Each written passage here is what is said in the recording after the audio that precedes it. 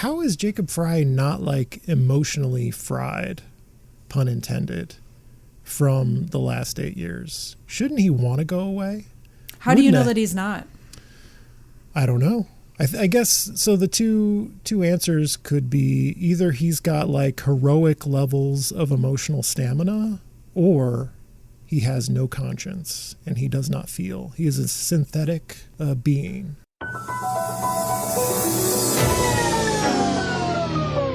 We're rolling. We're rolling.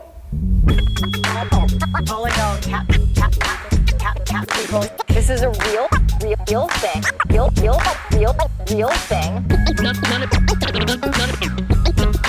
None of you have the balls to stop this. Stop this. I've got plenty of time. I have nothing else going on today. We're in the Wedge neighborhood right now.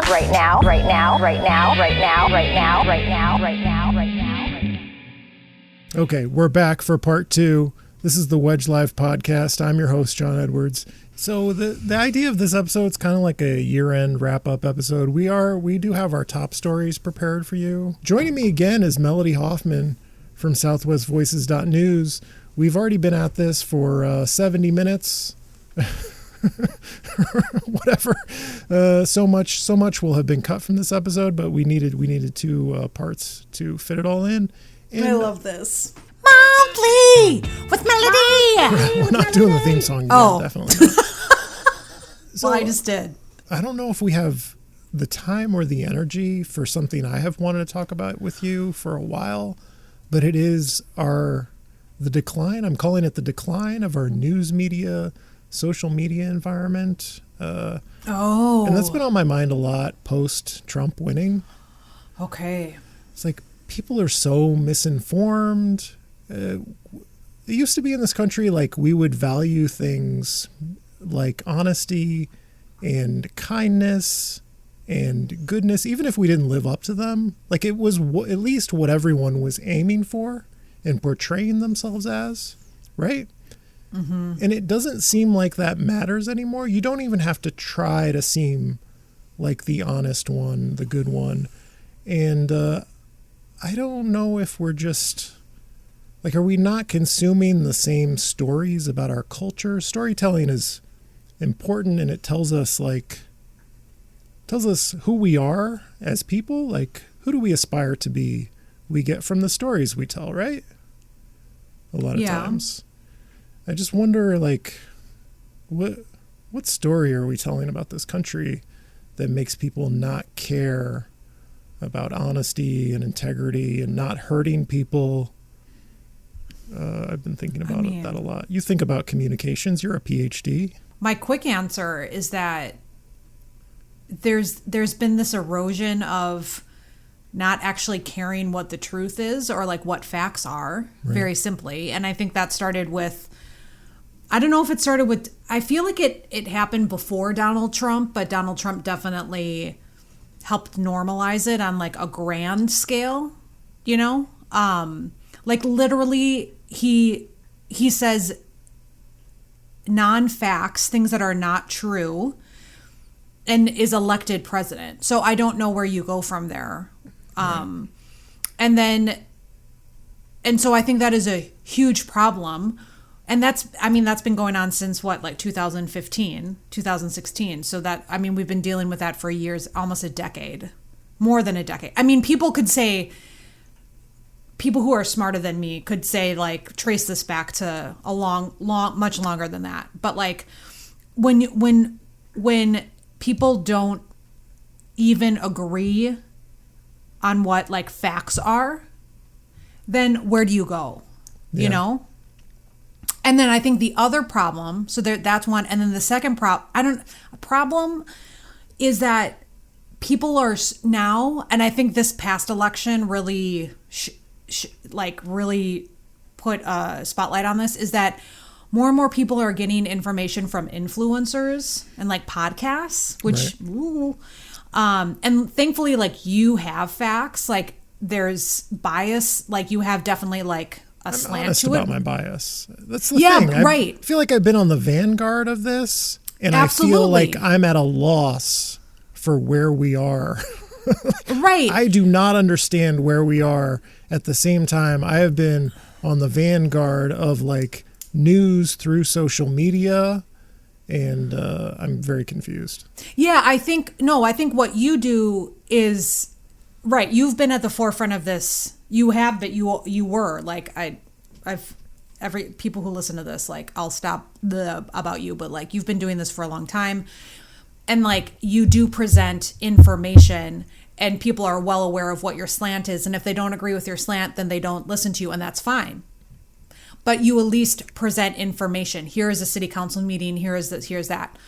And more people are tuning in to people like you, influencers, podcasters, whatever. But there are a lot of podcasters that aren't rooted in facts, aren't rooted in like government meetings. So then they're just spewing whatever. Joe Rogan is a great example of that. When I was a professor, there were a lot of my male students who were like, I'm listening to this Joe Rogan guy. And I was like, I didn't know how serious I should have taken that more seriously. I mean, he really is. And God, the stuff that he spews, like literally fantasy stuff, right. You know? And so that's a huge problem. And I think that what you're getting at is like, how do we get people back is like, what is the most nerve-wracking thing to think about. I'm not saying that our leaders have always been honest, good people, but at least they were trying to present themselves as the honest one, as the good one. Maybe I'm just having a difficult time putting myself in the mind of a Trump voter. Maybe they do see him as just the good, best, most honest, kindest man that has ever lived. I mean, only looking to do good things for the country. John, I know, without revealing the people, there are people, women included, that will say, they do say that. They say, Trump is going to make things better. He's going to bring the country back together. They do think that. Okay. Well, do you have another one for us? Well, I'll do my quick list like you did. The 19 bar fire. It might open up on New Year's Eve, but they're not saying for sure. The park board workers strike. That was huge. Speaking of, huge theater closing. Coffee shops unionizing, such as the Starbucks on East Street and Cafe Ceres. Representative Frank Hornstein retiring. And then I put down the city council having major conflicts with the mayor, and it seems to be rooted in a lack of communication between the two parties. And then I put down, this is a whole up. Can I come back next year and talk about encampments? Yeah. So we were having a conversation about how the story on encampments, you were talking about work you had done on stories about encampments. You had talked to people at the city and the county and had decided there was no story there, even though it's a big problem. Yeah. Like the story is like, nobody knows why we can't solve this. Is that the gist of it? Well, I guess, okay. Here we go. The story is the lack of a story. There was not enough there for you to do a story.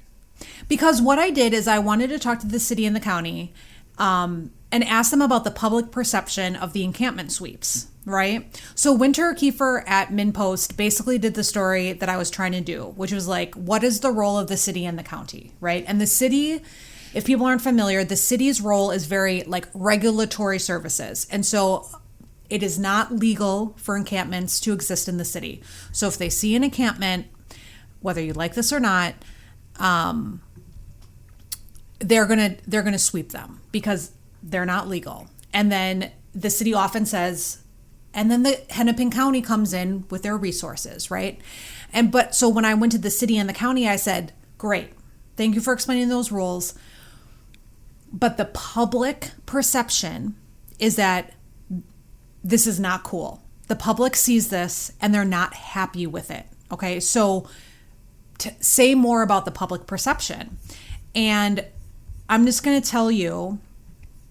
So I talked to the city's regulatory services director Enrique Velazquez, who we all see and he's talked a lot. And so I said, tell me about the public perception. I understand the role of the city is to sweep the encampments because they're not legal. And I've gotten that quote many times every time we would sweep we would cover an encampment sweep.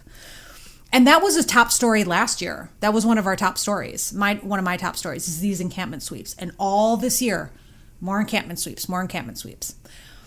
And he said, so I said, public perception, tell me about it. And he goes, yeah, that's a fair question. And basically, encampments aren't safe. They're not safe for the individuals who are there. They're not safe for the communities that are within them. And in our collaboration with Hennepin County, we collectively recognize that the longer encampments stay in place, blah, blah, blah, blah. He just totally ignores, he doesn't talk about the public perception. He just goes into encampments aren't safe, right? That's the line. Right. So then I say, okay, let's get more direct. What about the argument I've heard from homelessness advocates that say that when you break up the encampments, that it's hard for them to find people because they scatter.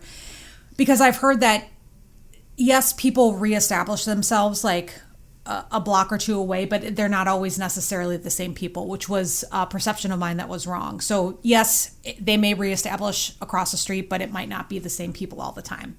And he said, he told me I need to go talk to Hennepin County, and David Hewitt would have a better time with a counter argument. So then I talked to the Hennepin County person, David Hewitt, who was also very generous with his time and talked to me. And I said, so let's get into public perception because I think that's where we're stuck. And he goes, well, that crisis is very visible, right? And it's real. And people will see the tents, and that's unbelievable in a community like ours. What they don't see is that last year, all told, all the programs in our community combined moved 2,171 people out of homelessness into housing. The vast majority of people experiencing homelessness will never go near an encampment. Again, we're doing a lot of work, but it has nothing to do with encampments. So again, a lot of the work we're doing is to help people at risk of homelessness who are not ever going to be in an encampment. Yeah, so I'm like, great. And then just to add another example, Council Vice President Aisha Chugtai and Representative Ilan Omar, they did an office hour, like an open office hour recently. And they did the same thing where they were like, these are all the things we've done. These are all the things we've done for homelessness. And all the comments that came from the audience were like, but great, there's an encampment across the street. I'm worried about the encampment. Great. I don't care. They were basically like, this is great. I don't care. There's like the emotions, like people are very emotional about it. And when I talk to these, I'm not getting the same. That's why I didn't write it. It's like I didn't get any answers. Right. You're not answering the burning question. You're not and nobody is. And I know I don't want to say anything about, this has nothing to do with our city council people or representatives. Like, I know that they're working very hard. It's just like everybody seems to be tied up in there's some issue going on, right? Yeah. Something's going on where nobody can take care of these encampments, but what is happening is that they're getting swept. So that's what happened when I tried to talk with people. I am finally starting to land on an angle. Like when I think about what question do I need to ask this mayoral candidate about homelessness that will get at an answer that is useful to people. Like I struggle with well, how can I ask this in a way that will I noticed that when you were talking it. Yeah. And so I think the question I have landed on is that Mayor Fry, as much as you can say his approach to homelessness has been a failure because the encampments still exist. You sweep an encampment, it moves a block away. Sweep it again, moves a little bit down the road. It's still there, still affecting the neighborhood. People are still concerned. And, occasionally fires get started that spread to a home next door. he can at least say, these aren't safe. I'm the one who will get rid of them. He has a very simple response to that. But they're not going anywhere.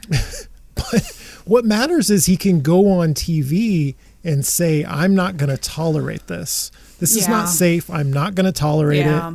And no one, if anyone was willing to say anything approaching like, I'm not going to tolerate it either, I'm going to make it go away, then we could have a debate about his failure. But because he's the only one saying, I'm not going to tolerate it, I'm going to make it go away, his failures don't matter, because he's telling people what they want to hear is that it's not acceptable. And so I feel like one of the mayoral candidates really needs to grapple with, or all of them, like, what are they going to say that will communicate to people, to voters, that they are the candidate who won't tolerate it, who will fix it, who will make it go away? Because so far it's just Fry who is giving people a convincing answer on that. Isn't that why none of these people are mayoral candidates, but isn't that why Vice President Chugtai and Councilmember Chavez, and I think Chowdhury is on it too, the outdoor safe spaces ordinance? Yeah. Right? Isn't that kind of their response? I mean, they're looking for solutions to it, no doubt. But like what people are craving is a very simple, like, I'm going to make it go away. Because if you live next to an encampment, it feels like an urgent, I need things to happen in hours, not days, kind of problem. Yeah, absolutely. Like I'm calling 911 over this. Yes, totally. And I can't wait for you to do an ordinance to legalize people parking in a parking lot. It needs to happen today. I can't go another night with this. Totally. So I'm glad we had this conversation. Me too. And we didn't push it off. My top story for 2024 is actually about next year. I'm cheating, Melody. Oh, God. And it's the vibes heading into 2025. And I know we talked about how I think the mayor has an advantage, a rhetorical advantage on encampments in a way that is kind of perverse considering his failure on encampments. He does have a rhetorical advantage. I'm getting early vibes about 2025 that all of Minneapolis is not going to have an easy time recruiting good, viable candidates. And why would you say that? Well, I'm looking at Ward 7 and Ward 12, and I'm not seeing anyone that I think will pose a challenge to either Maureen Chowdhury or Katie Cashman. There is, what's her name? Becca Thompson. We talked a lot about Becca Thompson on a recent episode of this podcast and how kooky and wacky she is. Like, if that's the best they can do, it's still early, but I don't know, potentially bad sign for all of Minneapolis. And the three challengers for the mayor seem stronger than last time, so the tide may be turning. So. Yeah, and that's no shade to the people who ran in 2021. Right. There's more of them, and they have higher profiles than previously. Did I tell you I went to see Minister Dwayne Davis's sermon on Sunday? I think you mentioned that, yeah. Act like you didn't know that. Hey, no. Did I tell you that I saw that? You didn't tell me about that. Tell me more. It was a Christmas sermon or a holiday sermon, and the theme was joy. Do you ever go to church? Are you church? No, he called you out. I love that. He's like, I don't think you're a church. What did he say to you? It was the church ain't beanbag. That's another thing. So my nice guy question, I'm afraid I'm going to divert too much, but like I asked him about being a nice guy, and I feel like maybe that was prescient. What does prescient mean? Very right to anticipate something. No, totally. No, the sermon was good. I didn't get any. Well, I will say I talked to some people in the pews, and if people aren't familiar, he is the lead minister at Plymouth Congregation Church, which is, according to the people that are members there, is like a left-leaning, very like practice what you they said like practice what you preach kind of church. They were like the indoor space for the Simpson housing homelessness march that goes around Loring Park every year and into downtown, where they honor the people that have died, who have been homeless in the past or died while homeless. So like they're very like, I don't know what you want to, social justice-y, Right. you know.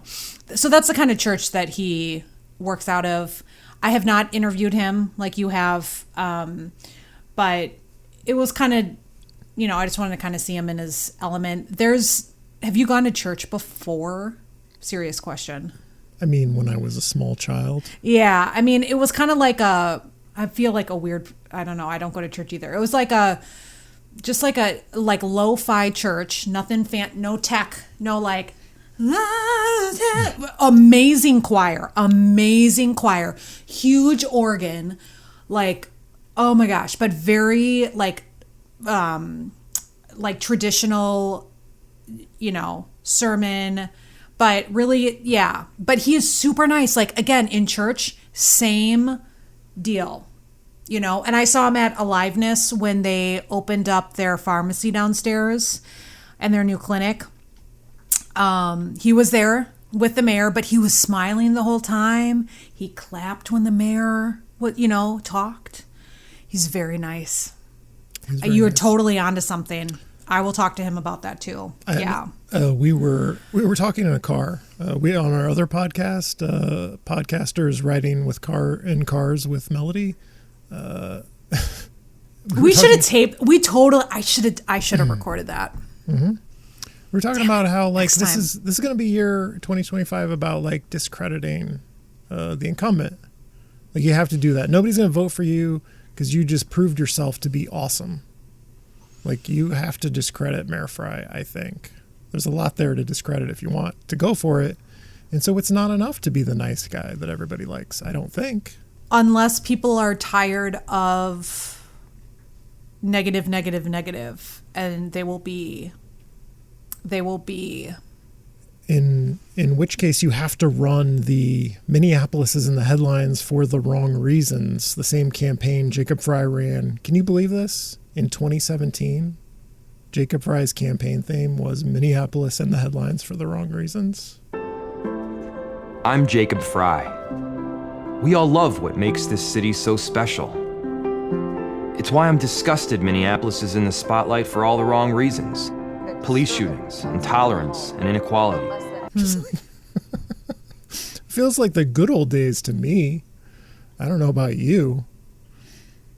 Wow. It was a different city then. Yeah. Do you imagine somebody just taking it to Jacob Fry like he took it to Betsy Hodges? And I think Koski might be that person. I don't know. Definitely. I won't talk about it. I talked about it on the recent episode. So you can't repeat content. Yeah. So the final thing, Melody, before we go to viewer mail, is how is Jacob Fry not like emotionally fried, pun intended, from the last 8 years? Shouldn't he want to go away? How do you know that he's not? I don't know. I guess so. The two answers could be either he's got like heroic levels of emotional stamina, or he has no conscience and he does not feel. He is a synthetic being. He's not real. I just feel like 8 years, even for a council member, 8 years is a lot.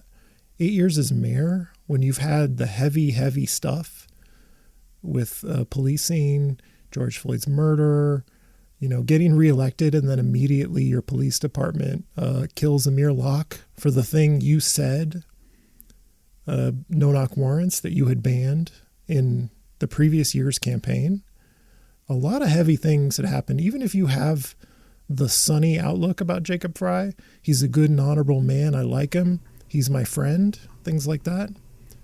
You would think that would affect a person in a very strong way, that they would need to go away for a while. And yet he is coming back for a third term. R.T. Ryback was in office for 12 years. That sounds plausible. He was a very popular mayor. And the things that we have had happen to us over the last it's different, very different. 5 years, I don't think compares. Though I can't speculate on why. These are good questions to ask him, actually. Jacob Fry. the emotional. I mean, true. I mean, when I, as a white person who is deep in, you know, like puts herself in, especially before I was a reporter, like put myself in racial justice spaces, it's exhausting. And he put himself in that space, you know, when George Floyd was murdered and got the response that he did. It affects you, you know, It really does. So I think that is a good question. I think I'm being on city council, being in any elected space, being in any space where you're dealing with these issues, police chief, police officer, I mean, any of these things where you're dealing with this stuff on a day-to-day basis, right, absolutely emotionally impacts you. And to act like it doesn't would be concerning. And so whether people are dealing with that or not is, you know, I think it's hard for us to judge, but I think those are good questions for journalists to ask. Like, I can imagine being scarred so badly by that I get, like, you get mean. There's a level of meanness that can creep in. I'm not making judgments about Mayor Fry when I say that. Just like when you go through so much abuse, like it can turn you very mean and unfeeling. Like that scar tissue builds up and you just stop feeling things. Do you mean abuse from your constituents? Just the pressure, the abuse, like receiving all that vitriol either in public or on social media. Yeah. And he reads it. Right. He does it. He does engage on Instagram. We're thinking about you, Mayor Fry. How are you? How are you doing? Are you okay? Do you think it's right for you to run for a third term, or should you take a little break, recharge? These are all good questions. It's time for viewer mail. Melody, are you excited? Yes, I am. I asked readers on both Blue Sky and Twitter. Viewer mail. It's time for viewer mail. Okay, I'm done. And interesting item here is I got much more feedback on Blue Sky because people actually see what I'm posting on Blue Sky as opposed to Twitter, where apparently it's like flushing it down the toilet. Nobody sees it. The algorithm has decided I'm not worthy. Or are people just not on Twitter anymore? I think the algorithm is a little messed up. Thanks, Elon. Let's start with Blue Sky. I asked, what are your top local stories of 2024? Comrade Iron says all businesses failed on Hennepin because of construction. Oh, he's being sarcastic. I told you. Idaho stop becomes law for bicyclists, which means you can roll through that stop sign, assuming no one is coming from the other direction. Except on Bryant Avenue, it's becoming there's been some tension between car drivers and bicyclists. Oh, really? Mm-hmm. So it's always the case. I'm just going to leave it at that. We'll see if the viewer mail responds. Will Stansel did not attend the cat tour, thus losing the primary. Thank you. Thank you for your jokes, comrade. Feeding Our Future, the jury tampering thing with Feeding Our Future, that's a good crazy. One. I don't know if I consider that a local story because that one got so crazy that it felt national to me. That was just wild. The departure and return of Lisa Goodman, thank you. We already did that one. Yep. Adam says, when the mayor did his asshole comedy routine and joked about cat blankets, we did that one, yeah. Oh, yeah. I feel like people forgot about that because he brought up something about like loving cats or like cat people recently. And I was like, did everybody forget that he hated on cat people earlier in the year? Like, you all can't forget that. If you're all going to, anyways. That jogs my memory. I was honored at the city council meeting. That's what for Cat Day, National Cat Day. I was honored. I received an honorary resolution. That should have been That should have been the top story. Sorry, that was part of the cat tour blowing up story. Was me receiving that. Good point. Resolution. That's when it jumped the shark. Sarah on Blue Sky says, lean away from your fear, meaning my fear, of talking about MPS, Minneapolis Public Schools, and get folks on to talk about that scary budget, the lay of the land, and what's potentially coming for the district. The reason I don't, Melody, you can relate, the reason I don't like to talk about Minneapolis Public Schools, if you express the wrong opinion about Minneapolis Public Schools, there's no issue. It's worse than police. If you express the wrong opinion, you are automatically a party to a vast conspiracy. And I have not. I promise I'm not. Comment. Okay. No comment from Melody. But this is correct. Just bleak situation for the schools. I hope the levy increase that we just passed can straighten things out, help do that. But right. We can definitely talk about it though. Okay, another time. And that is an issue. That is my comment, but otherwise it's no comment. Serafina on Blue Sky, mass murderer Derek Thompson. So Derek Thompson was the man who was running from police and killed 5 Somali women who were riding in the car on Lake Street. That was a bad one. Several neighborhood associations, this is Caitlin, in the East Bank have merged this year after some contentious back and forth within organizations. Marcy Holmes, Southeast Como, Nicollet Island University, Como, Mid-Century Industrial are now all part of the East Bank Neighborhood Partnership, EBNP. Mouthful. Mara wants to talk about Mayor Fry's vetoes. Yeah, he did a lot of vetoes this year. It's true. More than any before. And then people would say, but the city council hasn't been as whatever before. So. Yeah. Lucky Mud on Blue Sky says, I really love the collective joy and wonder so many of us experienced when we could see the aurora in the city. Oh, that's nice. Ride sharing battle. It's true. We did have a ride sharing battle. Yes. And one of the things in my conversation with Omar Fateh about that senator running for mayor was I confirmed, like, if the city council doesn't do anything on that, there is no leverage at the legislature to actually get it done. So if you think it was good that bill passed and you're like, but the city council did it too hard, they really messed things up. If they didn't do that, if they didn't pass theirs, there have been no leverage at the legislature to get a driver pay up. And I think we all agree that drivers were not paid adequately for their labor. That's it for Blue Sky. Are you ready for the Twitter list, Twitter top stories? Speaking of Senator Omar Fateh, did you? And speaking of Twitter versus Blue Sky, I looked at his comments on Twitter when he announced his kickoff event versus Blue Sky. Blue Sky, like at first no comments, and then Twitter, it was just like vitriol. Yeah, I'm not even gonna say, like, I don't even want to say the stuff out loud. Yeah, Twitter. A lot of people on Twitter seeking negative interactions. Just ridiculous. I mean, maybe we should say it because I don't want to say it tonight, but it's like, you go back and forth with like, do you say the hatred to like let people know that the hatred exists versus not wanting to repeat the horrible things, But it's like, whoa, bro. Like, you really... Wow. Okay. I live in a bubble, I live in a bubble where it's like... Yeah. We're so lucky. Like, we have such a diverse mayoral campaign.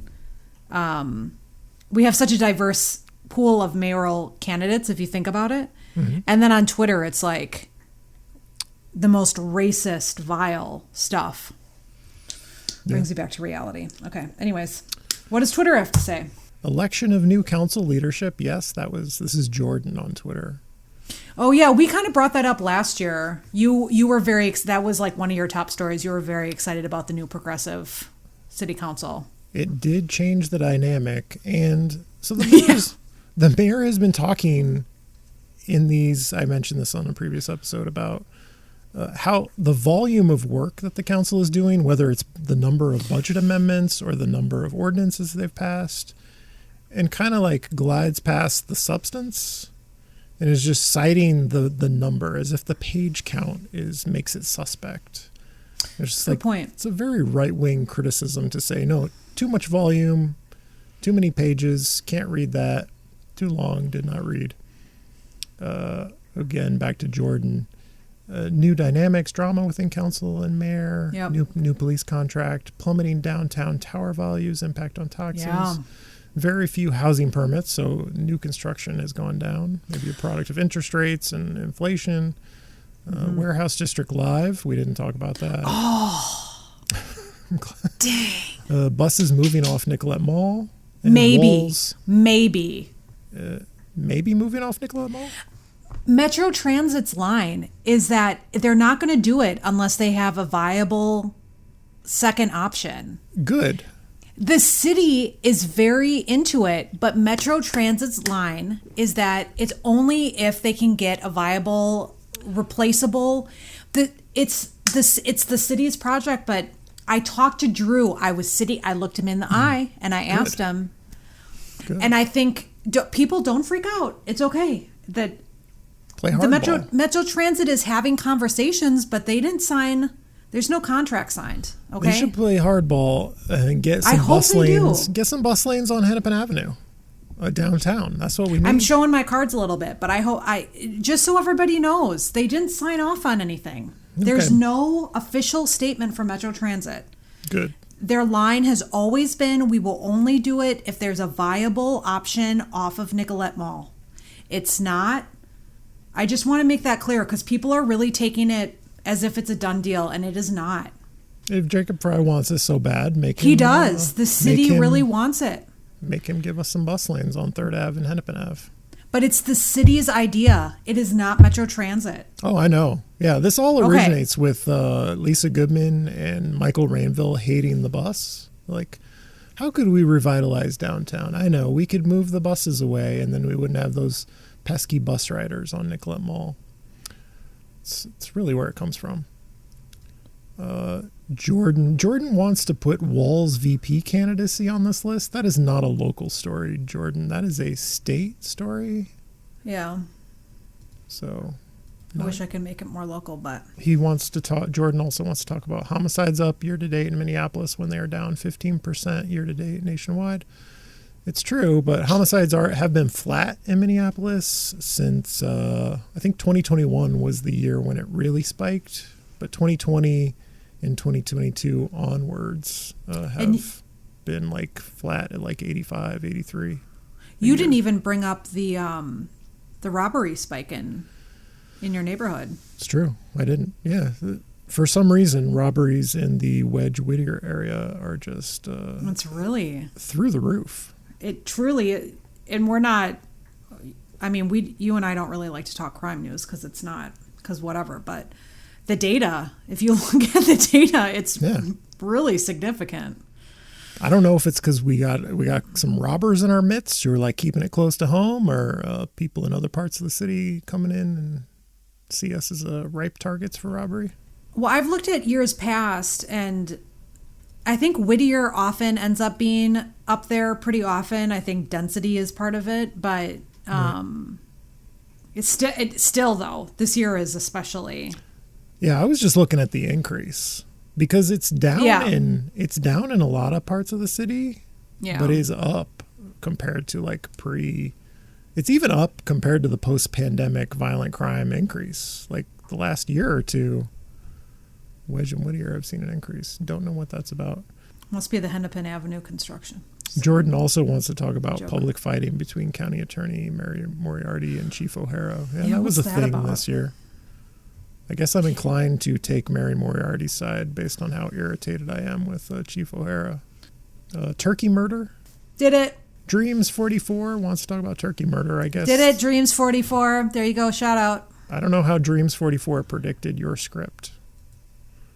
I don't even know who that is. Big Melody at southwestvoices.news fan. Jason Comics. I don't know who that is. Has a top 10 list because Jason doesn't get enough airtime on this podcast. They have to dominate the viewer mail segment.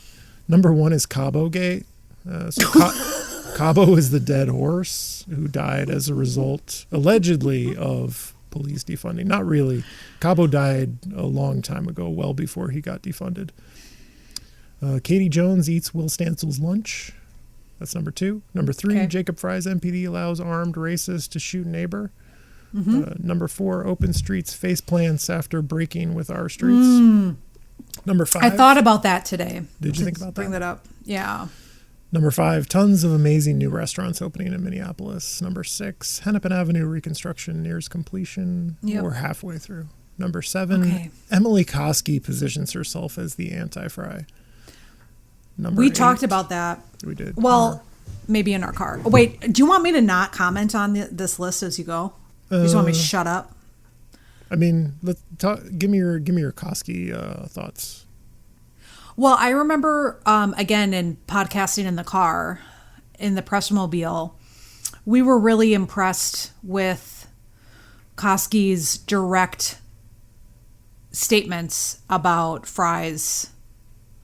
Like, she just made really direct statements about Fry's work as mayor.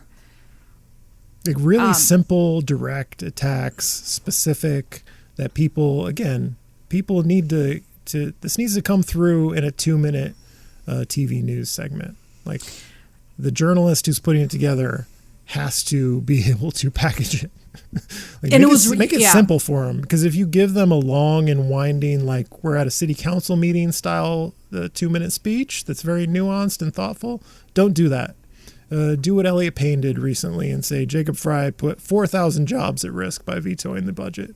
Not really true, but hit him hard. Yeah, she's, I think, so far out of all the candidates, had the best direct, specific attacks Yeah.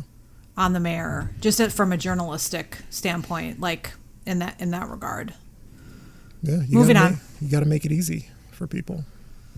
Chet Wedgley found to be in the pocket of Big Orchestra. That is a reference to me accepting a $50 gift card. I was on Nicollet Mall yesterday, and people were coming by, I guess, from the orchestra. Their social media team wanted to get video for Instagram of them giving prizes, and I was one of the lucky prize winners in the right place at the right time. It's amazing. And you can find me on the Minnesota Orchestra's Instagram page, I guess. And Yeehaw. here's a sad story. Number 9, Taylor's cancer story. Oh, yeah. Our thoughts are with you, Taylor, as you courageously fight cancer. You know what I say, Melody? I say F cancer. That's what I say. Yeah, fuck cancer. Oh, wait, can you not swear on this podcast? You can. I just didn't want to. Taylor, and I'm sorry. time. I know you hate that aggressively anti-cancer rhetoric that people use. Does she? Often. She does. She has remarked on that. So that's why I wanted to okay. end the episode by saying F cancer, Taylor, just for you. I'm gonna cure cancer by buying a bunch of pink ribbon things. Another thing Jason always wants to talk about is Don Samuels. Here's how Jason put it. Don Samuels slowly collapses like a souffle. That's true, but I am so tired of talking about Don Samuels. Why is he in the news? Why was he in the news? Maybe you heard. That's right. He lost a second time in a row to Ilhan Omar. That's right. Well, here we are, Melody, the end of part 2 Wow, already. of our 2024 wrap-up. I hope it made sense to people listening. I hope you stuck through both parts, part 1 and 2. John, we are nothing but entertaining. So, Yeah. I don't know. Not really in person, but after I'm done editing, we're gonna be so entertaining. I'm gonna cut out all the bad parts, all the parts where it dragged, all the parts where I put Melody to sleep. Oh, it's too bad that you can't edit out the part where my cat, Daniel, had a fist fight with my other cat at the beginning. But I what will can you edit do? that part out too. Okay. There'll be rustling, but That's fine. we won't embarrass Daniel. It's fine. Okay, well, happy holidays, Melody. Happy holidays to you. We'll see you in 2025. You will. Thank you for listening, everyone. I'm your host, John Edwards. This has been the Wedge Life Podcast. This is a real thing. Real thing. None of you have the balls to stop this.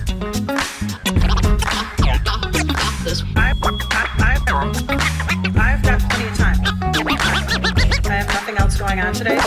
We're in the Wedge neighborhood right now, right now, right now, right now, right now, right now, right now, right now, right now.